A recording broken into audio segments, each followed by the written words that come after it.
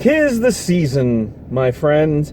Yes, we haven't even had Thanksgiving yet, and we have our first Christmas movie. But 'tis not the season to complain, 'tis the season to review. So I must say that today's review has a dual purpose, because, of course, it's our festive holiday review, as you can see. You know, Christmas elves love this kind of stuff. But also, I am on independent educational research. It's okay if you don't know what that means. Inside joke. So, we're going to be doing some independent educational research these next couple of days at the movies. Today's subject, creative writing. And the learning objective is that students shall be able to identify a well-structured plot, well-written characters, well-written three-dimensional characters, and good surprise endings and twists. And our subject is Last Christmas. So, if that little intro doesn't tell you, I quite liked this movie. I liked this movie more than I thought I would. I had a feeling from the trailers and just from the people involved that I was going to like this movie. Or I was at least going to enjoy it. I was at least going to go, well, you know, I didn't hate that. But I didn't quite expect to enjoy this movie to the level that I did. And come to respect it. It's rare that you watch a movie when you can literally feel the moment that you go, this is a good movie. You know, up until, it's hard to talk about because my original plan was, I thought I was going to spoil this movie because I thought watching the trailers and kind of judging from the title of it and everything, I was like, I know what's going to happen. I know what's going on here. Ha ha ha ha ha. I've seen Doctor Who. I know the wordplay they're going with there.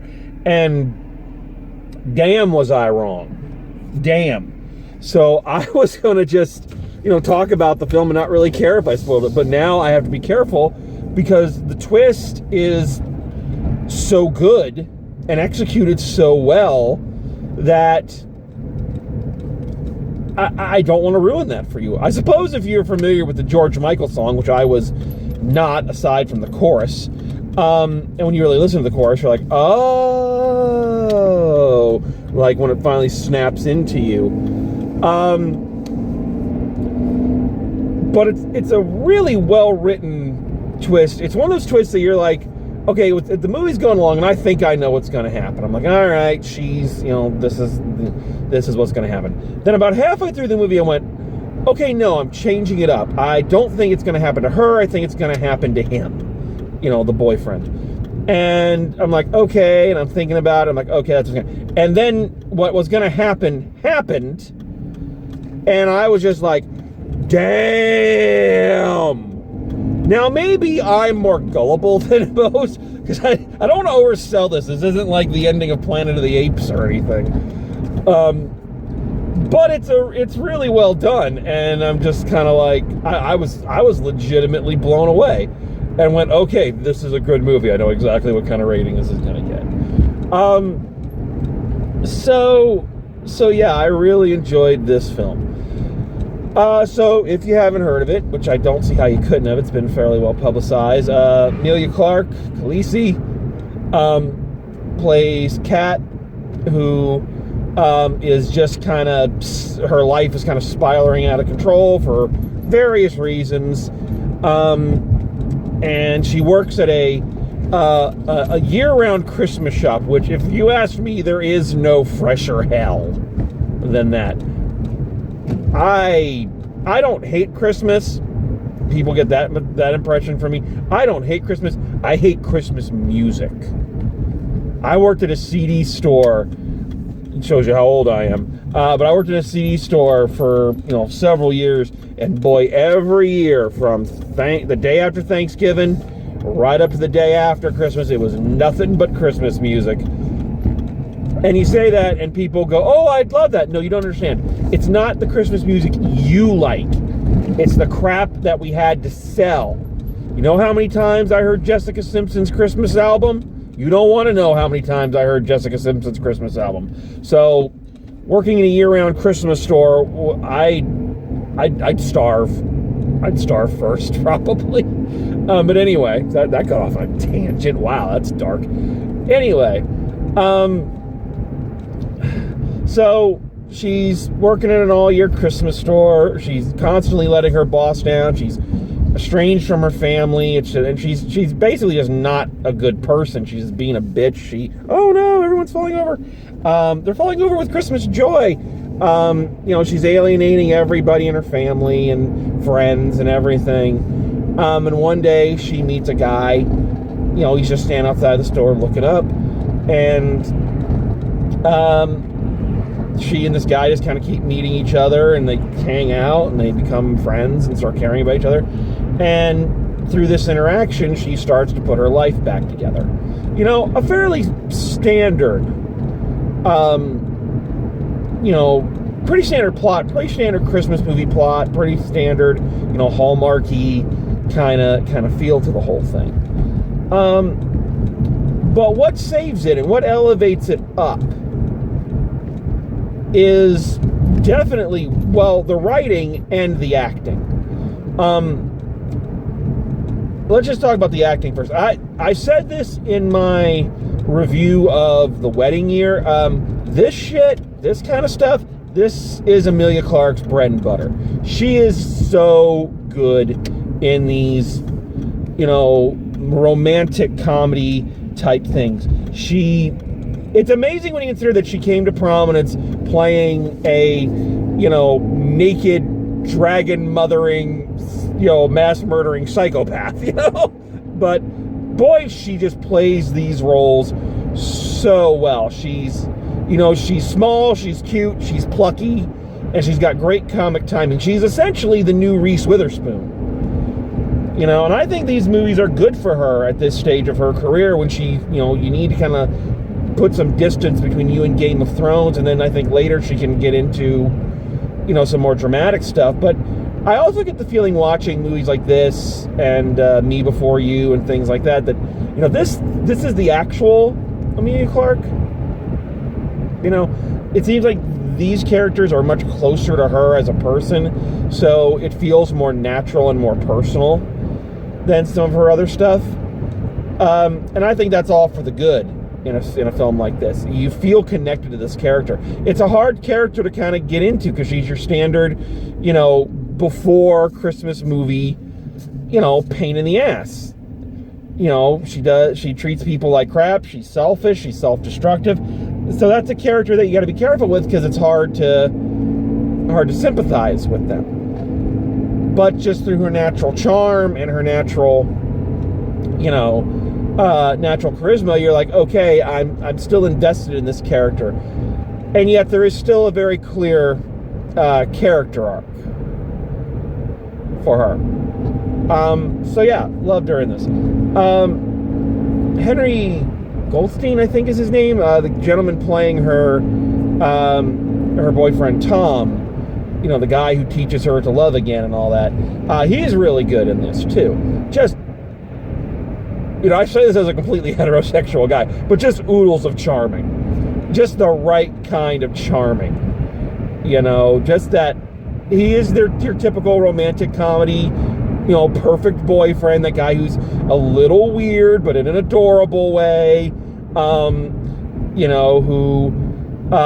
is a little too good to be true, but you don't mind it because he is just so good.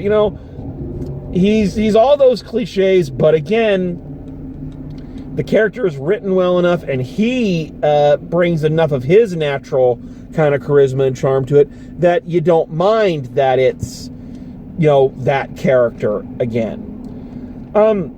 And this film is populated with a lot of neat characters. Like, there's more than one character in this that I was like, I wouldn't mind seeing a whole movie of those people. There's these two female cops that kind of pop in and out. And I don't know who's playing them, but damn, they had some fun chemistry. They were just bouncing off each other, some great lines. And I'm just like, I kind of want to see a whole movie about them. Can we do a Last Christmas cinematic universe? Definitely someone who's in danger of stealing the show is Michelle Yeoh as Santa. In that, or the character's name is Santa, and she runs the Christmas shop that Amelia Clark works at. Who is just it's Michelle Yeoh, who is I think one of the top 10 coolest fuckers on the planet. She's so good. She's funny, she's vulnerable.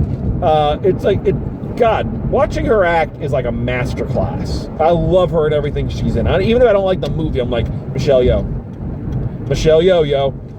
I'm sure she's never heard that joke before.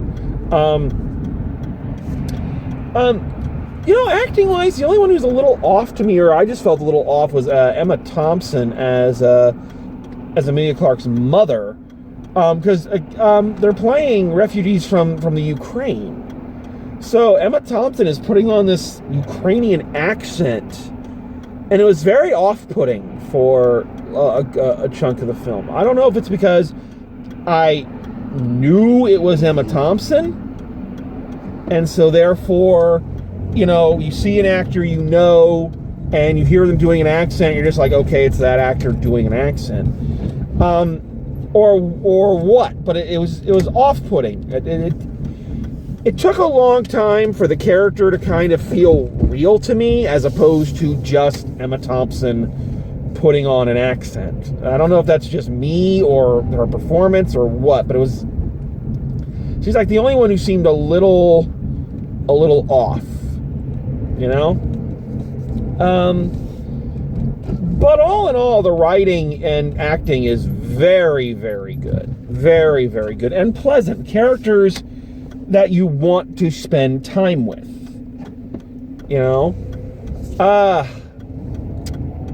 Okay, I gotta talk about the thing about this movie I don't like. That it really just started to bug the shit out of me. So the movie is, clearly named after the George Michael song, Last Christmas, and they advertise it on the poster. I'm noticing this weird trend where I'm starting to feel like films are being made more to advertise whoever is doing the soundtrack. I can't help but notice, like, the trailers for Charlie's Angels and the posters are all advertising, featuring a song by Ariana Grande. It's like, I really don't give a shit about that. I want to know about the movie, not about the singer. And the poster of this one proudly, music from George Michael. And boy fucking howdy, is there a lot of George Michael music in this. And it's one of those things where the character that Amelia Clark plays is always like, I love George Michael. She's got George Michael posters all over her room. Her luggage has a bumper sticker that says, I love George Michael, or something like that. And here's the thing. Here's why this is a problem and why this sticks out. Because number one, in universe, aside from the lyrics to the song, really, we are not given a solid reason why George Michael is the center point of music in this film. Aside from the fact he paid for it. Why just about every song that's not a public domain Christmas song is one of his. Why does she love George Michael so much? In universe, in the character, why is that such an important thing? Was the song playing when she was sick? Did the song help get her through? If we were given a reason for it outside of George Michael's paying for this, so we've got to kiss his ass, I wouldn't be quite as snarky about it. You know what it reminded me of? I'm gonna really date myself here. Who remembers the short-lived and yet for a brief moment in time pop culturally relevant show Glee? Oh no, the Christmas Reef. But who remembers Glee? I remember they did an episode that was all Madonna music.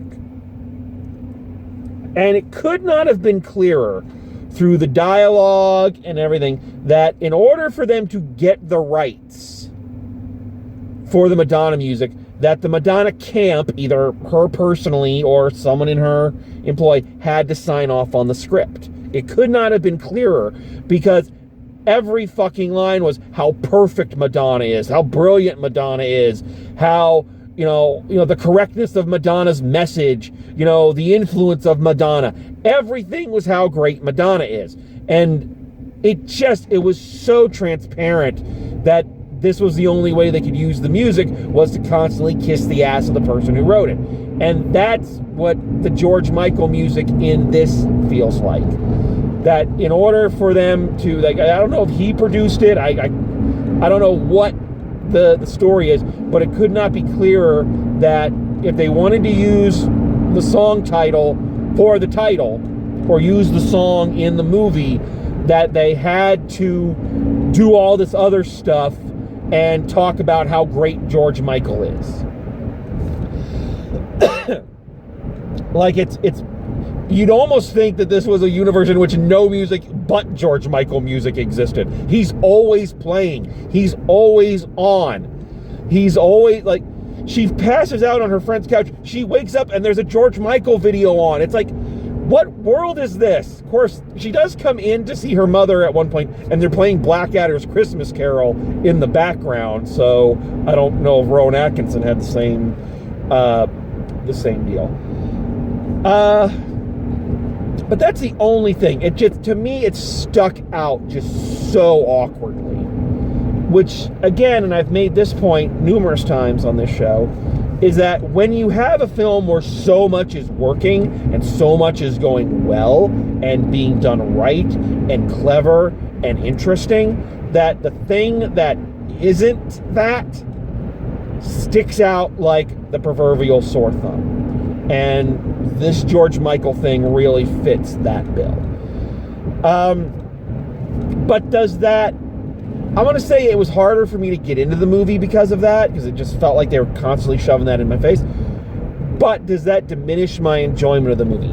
Not in the slightest. I am very happy I saw this movie. I was a little, I was like, it's just going to be a, your typical kind of... No, I'm very happy I saw this movie. It's a good movie. And what's funny like a bunny is when something can surprise me. What's funny like a bunny about this movie is that the ending and everything, it feels like it feels like, you know what it feels like? It feels like the Christmas episode of the original Twilight Zone, The Night of the Meek. Like, this feels like a Christmas episode of the Twilight Zone. That is the weirdest recommendation I could possibly give, but it is a recommendation, believe it or not. And this is a snuggly bunny movie.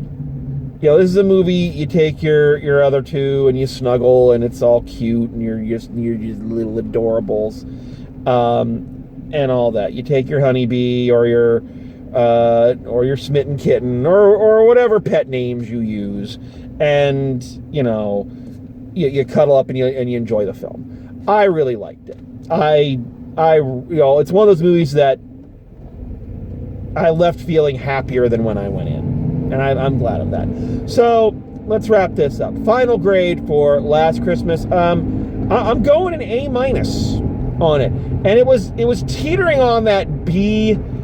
It was teetering in that B range until that final twist is revealed. And then I went, this is a fucking A movie. This is a fucking A- right here. Like, I literally said that in the theater. And, yeah, I really dig it. Go check it out. I think it is the definition of a feel-good movie.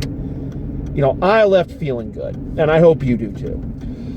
So, that is our holiday edition of Independent Educational Research. Now, I am on a 3-day break from work. And there are several films that we are going to do some independent educational research on. So I hope you will come back and join us for those. So until next time, as always, drive safe, and I will see you at the movies. Fa la la la la la la la.